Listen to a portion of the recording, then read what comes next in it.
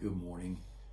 Good to be together this morning as we get toward the end of the week and sure enjoy church. Enjoy our Wednesday Bible studies. I enjoy our Sunday morning and evening, and this month of talk about foreign missions and church planting, and of course last weekend with our missionaries, 3 messages in a row on witnessing and soul winning and getting our faith out to the world. The weekend was not an accident. It was on purpose, and I was challenged, and I hope it was a help to you as well. We're going to be in the book of Luke in a couple of minutes, Luke chapter 19, but I just want to say a word or two first. I've got one of our bookmarks here, and they're made to help us remember to pray. This is the bookmark 1, and it has 1 Timothy here, chapter 2. I therefore exhort that first of all supplication, prayer, intercession, giving of thanks be made for all men, for kings, and for all that are in authority. That means we're supposed to pray for our political leaders, and even if we don't like them, we're supposed to pray for them. And our country sure needs the prayers of God's people. And this list, the prayer list for our state and local leaders, our senators, congressmen, our president, the vice president, our judicial leaders, Supreme Court, circuit courts. Just a reminder, let me encourage you, take time to pray. The great need in our nation is God. And I'm not being critical at all of the great crowds President Trump had. I would have gone to a Trump rally if I could have, if there had been a way to get to one. But I wouldn't have stood all day long in freezing weather like some people did. But 30 to 50,000 people in rallies scattered here and there across the country. Had we had 30 to 50,000 people on their knees, that might have made a bigger impact. And I'm for the rallies. I'm for the gathering of people who are like-minded, whatever it be for a family reunion or a pro-life rally or whatever. As Americans, our founding fathers came to America knowing that the freedom to assemble had been against the law in Europe. And the whims of the political leaders were whether you could or could not assemble.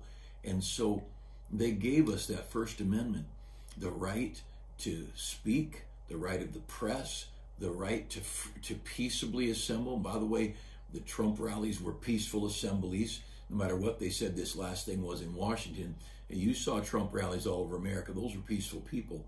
You also saw the BLM and the Antifa rallies, attacks, and those were violent and out of control and hurtful. And God's people don't do those things. It's not the way God's people handle things, and it's certainly not the way free people handle things. Free people give other people the right to differ with them and to disagree. And religiously, I was knocking on doors last Saturday, and a lady came to the door, and I gave her one of our church flyers, and she said, well, I'm a Catholic, and I was with Wayne Record, my soul winning partner, and I said, well, he was a Catholic. And she said, well, we've got a lot of Baptists in our church too. And I thought, I would love to get in an argument with this lady and say, tell me how many Bible-believing Baptists you have in your Catholic church. And I don't believe she had any. But I wasn't going to argue with her. You know, she's got a right to her beliefs. And if God's not working on her to draw her to Christ, I'm not going to spend time. I'm looking for those God is drawing and God is working on. My soul winning is so casual and relaxed, just wandering, looking for people that the Lord's already speaking to. But freedom is such a precious commodity, and you'll hear me talk about it often, the great privilege we have as Americans to be free. The freedom is interesting. We'll get to Luke, but this last week, the guy who, Mike Lindahl, or whatever his name is, who is the My Pillow guy, and he's been a great Trump supporter, and he has been told that Bed Bath & Beyond and Kohl's and some whoever they are, big chain stores, were not going to handle his product anymore. You see, when he stepped up and publicly endorsed our president, he put his neck on the line. And it's interesting that how his sales have gone up. And but the point is, when we cease to protect the rights of people that differ from us, we're against freedom. If I don't want my neighbor to have freedom, then I want none of us to have freedom. If I don't want people who disagree with me to have freedom, then I don't want freedom at all, because freedom is not a one-way street. That's tyranny. Freedom is universal. Freedom is we all have it. If freedom means a political leader can do what they want, but no one under them can do what they want, then there's not freedom. It's a tyrannical government. And you've seen social media giants take all kinds of conservatives. Supposedly, all you have to do on Twitter and some of these social media things is just say the election was a fraud, and the computer scanners will catch it and they'll throw you completely off, so you have no platform to send your media information out. And that's censorship, that's communism, and that's un-American. Now there are some rules about vulgar and immoral and pornography. I guess you have some of that stuff. I'm assuming that's out there in the social media world. I don't know that, but I'm assuming it is. And so our nation's morals has some standard of decency. But the idea that I differ from you politically, and so I can't publish anything. This last week we've heard people say things like those Trump supporters need to be deprogrammed. And I've heard people call the Trump cult. Well, you know, a cult, it's interesting. The word cult is used by people who are brainwashed to go against their will. And usually they're weird. And here we got people, 30,000 people chanting, "We love Trump," and USA, and "We love Trump." Loving people aren't in a cult. I've never in my life heard masses of people like that saying they love anybody. And there's something special God's done in the last 4 years in America. And I don't know what tomorrow holds, and I don't know what today holds. But I can tell you this: we have a great God, and our God is in control. And I've been saying it often this week. Don't fret. You leave it in God's hands. Let's walk with God. Let's pray for our country. Let's be good to people. And again, if we believe in freedom for us, then we believe freedom for others. If you violate the law, then we believe in equality. If me having a private server as a government employee, housing national secrets potentially, if it will put me in prison, then it should put everybody in prison. And you understand this. If a political conservative could not get money from a foreign country in exchange for the aid our country gives their country, then no one should be able to do it. We not only believe in freedom for all, our nation's built on equality. And even, you know, the blind justice lady, you've seen her holding the scale in her hands. Well, she's not blind. She's got a liberal eye open. If you're a liberal, you can get away with everything. If you're a conservative, you get away with nothing, and they'll make up stuff. And we understand that. Of course we understand that. Anybody with half a brain has seen the injustice the last few years. But the point is, God's got all that under control. Everything's fine. And if it makes you mad, then quit reading the news. But understand this: in the days to come, there's some great things going to happen. Again, I believe God will honor a man who was pro-Israel, pro-life, pro-Bible, pro-church, pro-family. A guy who doesn't drink and didn't want his family to drink. And I'm not saying President Trump was a saint. I'm not looking for a pastor. I wanted a president. If we looked at a guy who provided jobs and all the things, the unemployment rate lower across the board, racially, you know, ladies, men, everybody's employment was better. But to me, the fact that he was for all the things the Bible teaches, he was against abortion, he was for personal freedom, he was for the family and the home, and you know, I just believe God's going to do something wonderful. I don't know how the God that we know in the Bible does not have something spectacular planned. Now, it could be the rapture.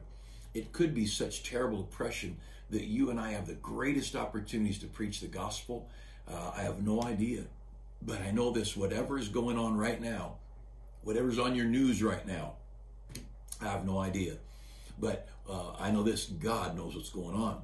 A couple of weeks ago, we talked about Daniel chapter 4. The Most High ruleth in the kingdom of men, and he sitteth over it whomsoever he will. In one verse, another verse in Daniel 4, he says, the Lord, the Most High, rules in the kingdom of men and sitteth over it the basest of men. So there are times God puts the most base people on the throne or in the position of power and influence. Don't fret, don't fear. The big concern is, how does God want me to act today in this country?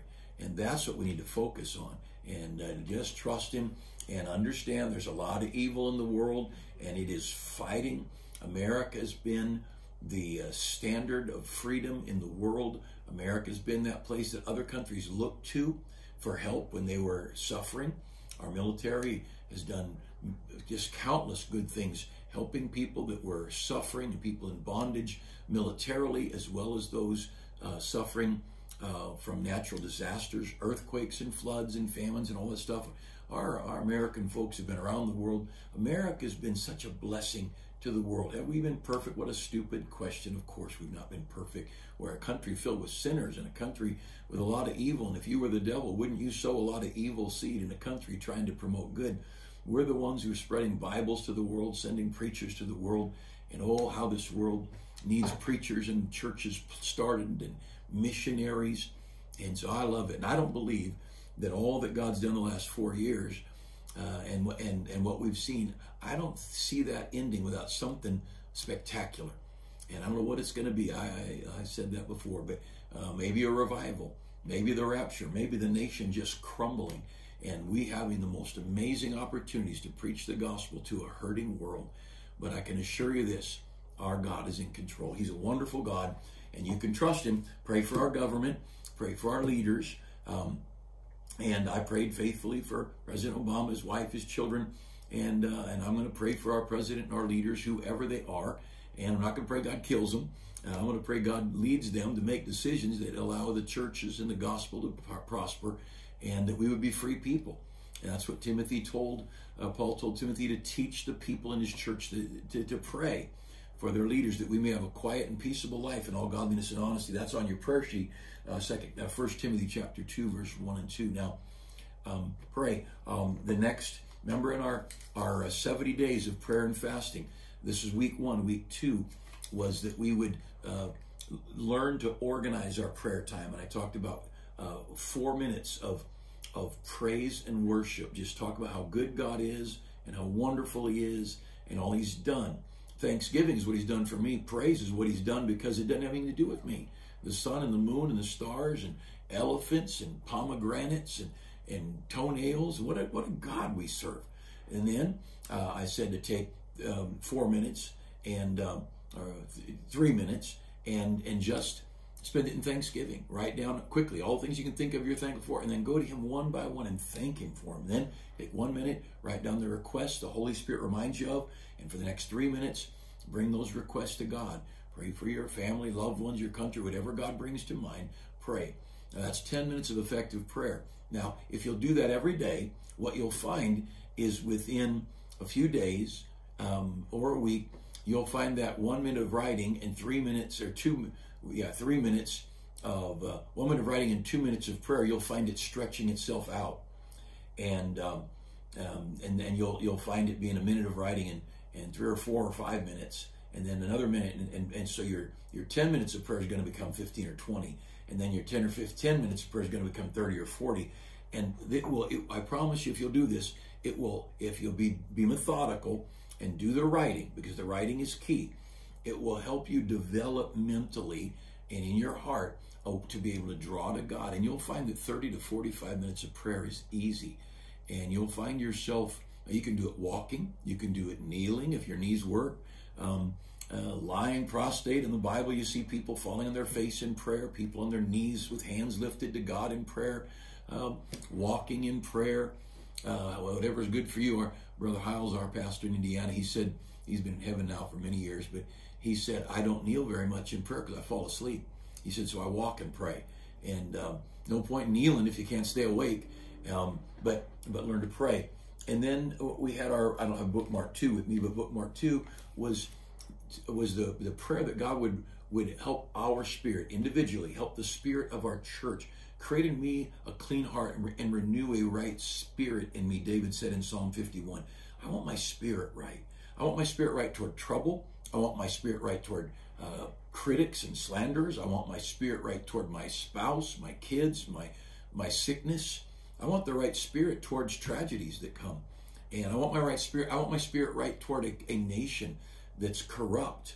And I want our churches to have the right spirit. And so the next prayer card was that we would bookmark, that we take time to pray daily for the spirit of our church and churches, how we need our churches humble before God, seeking God's face.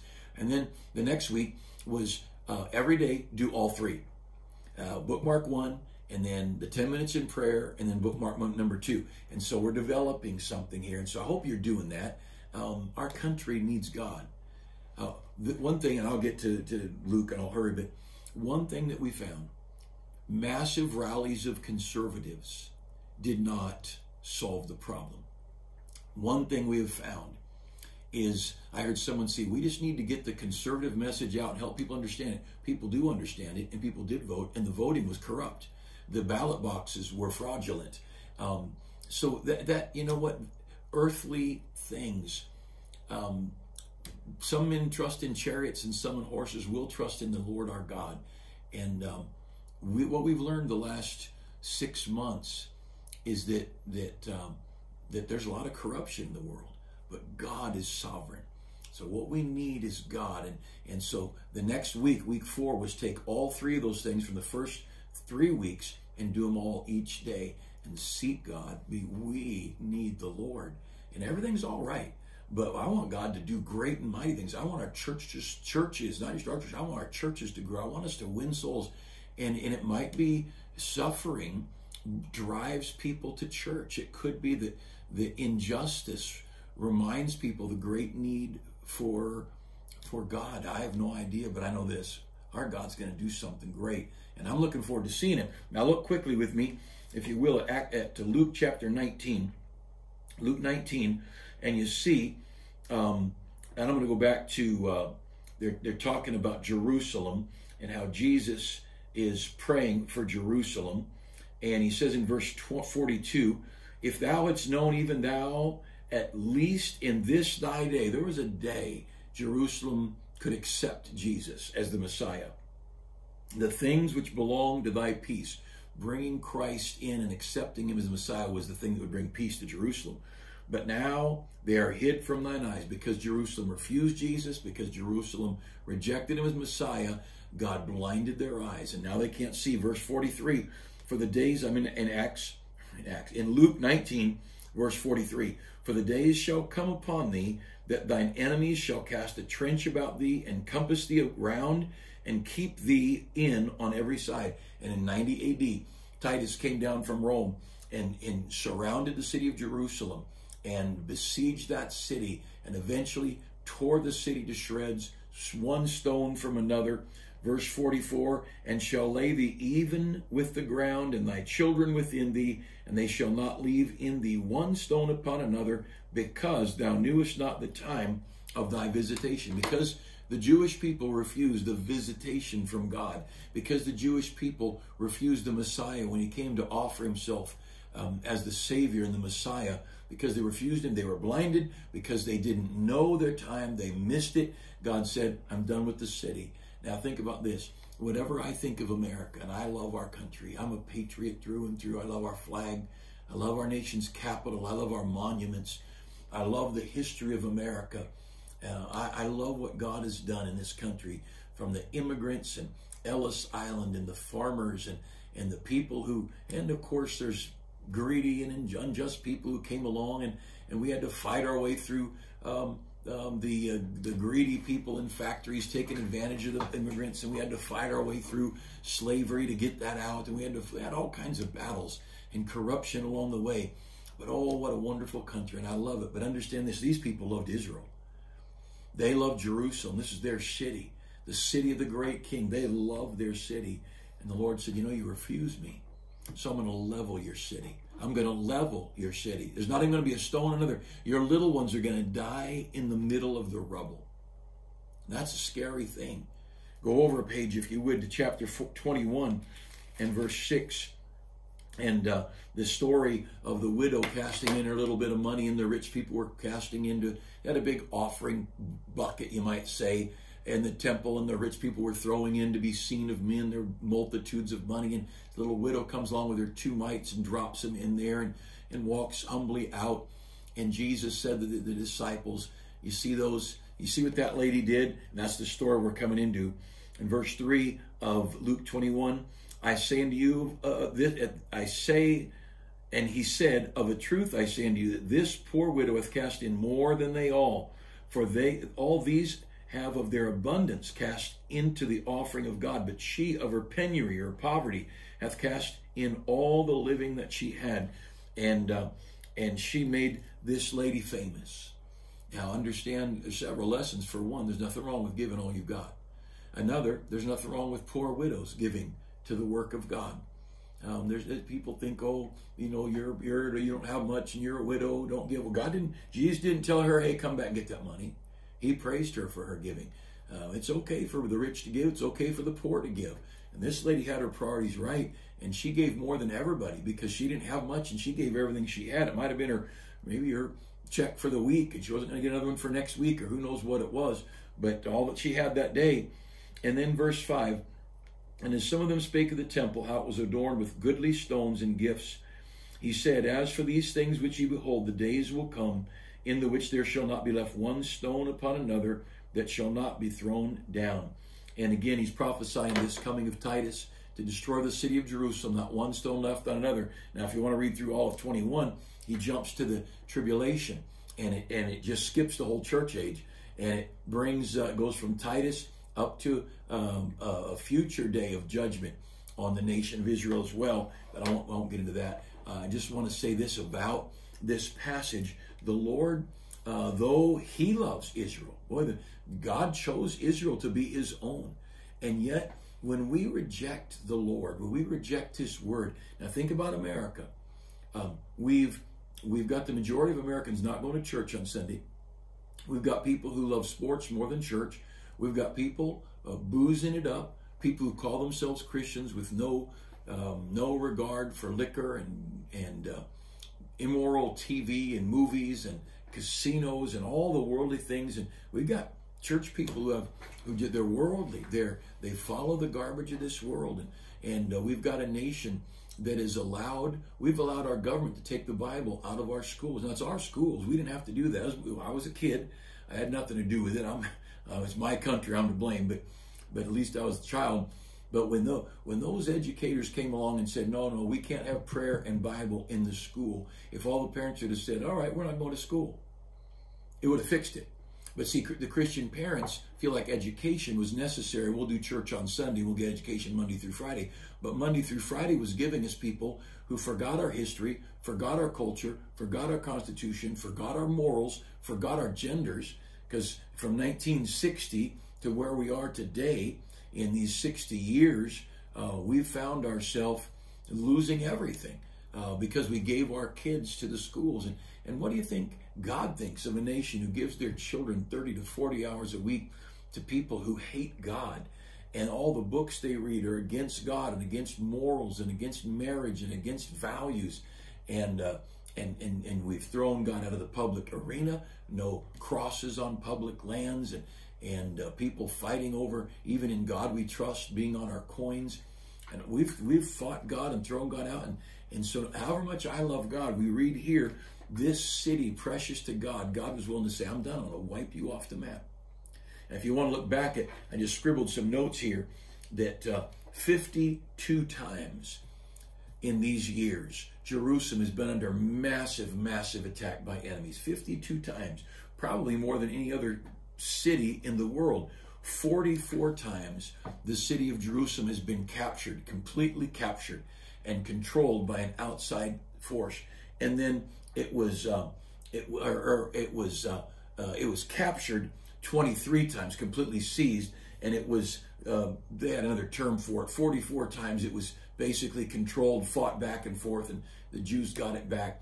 But it was exchanged. It was controlled by the Turkish people. It was controlled by this country and that country. And that city, that dirt has been fought over. I think since Abraham offered his son Isaac up there on Mount Moriah, which is right there, and since Solomon built that temple right there, and David went up to the little mountain at the threshing floor of Aruna, and he offered sacrifices to God to find mercy for the city of Jerusalem. That's a precious place, and our own Savior crucified there. That piece of dirt is sacred to God, and yet he's allowed it to be attacked, and they've struggled. It was the temple itself. Remember, Babylon came in after the kings and destroyed the city, carried Israel away captive, most of them killed, and then many carried away captive. And then the temple was rebuilt. And then along comes where I was reading here. Titus comes along, and Titus destroys the temple. And twice the temple has been completely leveled and built up again. And now there's a Muslim mosque on the temple site. And you know, right now, if you've never looked it up or heard me talk about it, there's the Temple Institute, the Third Temple Institute. There's a group of people, mostly Jewish, but a lot of others, who are planning to build the third temple, and they're what we would call theologically amillennialists, and they believe that we're gonna fix things on earth so Jesus comes back to reign. We're gonna make things so good he just decides, well, I got to come back and be their king, and that's craziness. But there's a bunch of Jews. They've already got the menorah. They've got the priests trained. Supposedly, they've already bred the red heifer that's sacred in the consecration of things, and they've got the priests being trained, and they've got all this stuff laid out. And if you read about the Third Temple Institute, and you'll find that over in Jerusalem, we were looking at some of the stuff. They've got all the temple furniture reconstructed, gold, such wealth put into these things. They're ready to set the temple up. And if there's a bunch of Jews, if they had their way, they would level that Temple Mount, get the mosque off. They'd build the Jewish temple, put the priests in place, and then they look for the Messiah. They're all mixed up. But the point is this: God holds no city sacred where he's not welcome. There's no city precious to God if he's not welcomed in that city. God so loved the world, he gave his only begotten Son, and God is more than willing to save. God is more than willing to bless. I've been over in these churches in little third world countries, in Fiji and the Philippines and Mexico, and seen the people of God gather together, and Belize and other places, and all the people of God gather, and they're in open air churches, maybe a roof and no walls and no bathrooms, and they gather for singing and preaching, and they're the sweetest people, and they love God. And you know, if God's loved and worshiped in a country and a people that are in open air, and yet a people with riches and wealth like he's given America, if we throw him out and we raise our kids in heathen schools without God, and put our kids in sports instead of Sunday school, put them in universities to get a degree and make money rather than to put them in colleges to train them to live for God, I don't think God can't wipe America right off the map. And we've got a great God. We have a holy God. God who gives us breath. God who keeps my eyes and my ears working. God who has my whole metabolism functioning, that I can stand and walk. The miracle of a human body being able to walk. It's all God. And we owe him every breath. And hope as we get toward the end of the week that you'll pray. Would you take time to pray? Seek God. That little booklet, 70 Days of Prayer and Fasting, let it begin in me. Let it begin in me. Let's get us near to God. I hope you will. And don't worry about the presidency. Don't worry about Mike and My Pillow, and corrupt businesses and corrupt politicians and all. There's always been corrupt politicians. Well, but let's let the people of God draw near to God and love him and care about him. Thank you for being so faithful. I just love what God's doing in our church. And the old devil would love to ruin the churches across America. And don't think he doesn't have his sights on every one of them. But by God's grace and mercy, we're going to keep loving people, winning people to Christ. This last Saturday's Bible clubs, a lot of people in the Bible clubs, people saved. We had 2 adult visitors Sunday that had their families at the Bible clubs. The Bible clubs are for kids, but these adults came. They were people that got saved on Saturday, and one of them got baptized Sunday morning. And wow, what a precious thing to see God working around us and how good God's been. Hey, pray for the weekend, and pray for God to bless and to work in our country, our state, and our churches across the land.